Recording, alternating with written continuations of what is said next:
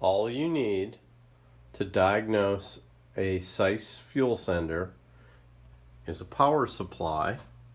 It doesn't necessarily have to be a lab power supply, but just a source of 12 volts or more, a digital voltometer that reads hertz, and connections to the sensor, which would be red to the red power wire, black ground to the black wire, and in our case this blue wire is attached to the red lead on the voltometer, black lead being attached to ground.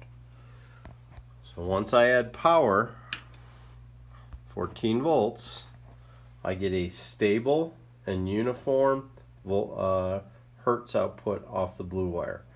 Blue wire is always used for diagnosis as well as digital input into other applications. If I change this, it changes the hertz value, but again, if nothing's moving, the hertz value will be relatively stable. What can happen, however, is that maybe I have a lower voltage. Maybe I'm down in around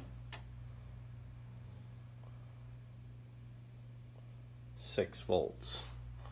Well, I'm going to get a relatively erratic output that has nothing to do with the sensor, and just the fact that I'm below the voltage level enabling the sensor to actually have sufficient voltage to operate. Again, once I turn the voltage up to a reasonable voltage, we return to the same exact value.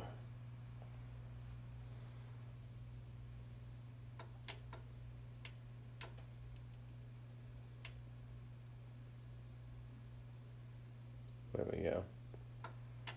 Once it went down, that's kind of an interesting response. It went back up. As soon as it's up, I get 76.03. Well, how could I get a low voltage? Well, that's a good question. So here I have a decade box, and what the decade box allows me to do is put variable resistances into the system. So if your ground is not ground, and change the this is slightly moving because this thing moved a little bit. If I just kind of set it like this, it'll stay at 165.9. But we can start adding in resistances, and all of a sudden we get a flaky response. As soon as the resistance is removed, it goes right back to a stable response. And that resistance has to be relatively high, greater than 100 and say 50 ohms. All of a sudden I get a bad response. Turn it off, and I go back, with 100 ohms, I get a decent response, and then direct connection to ground, I get a stable response. That's all you need to diagnose a CiES fuel sender.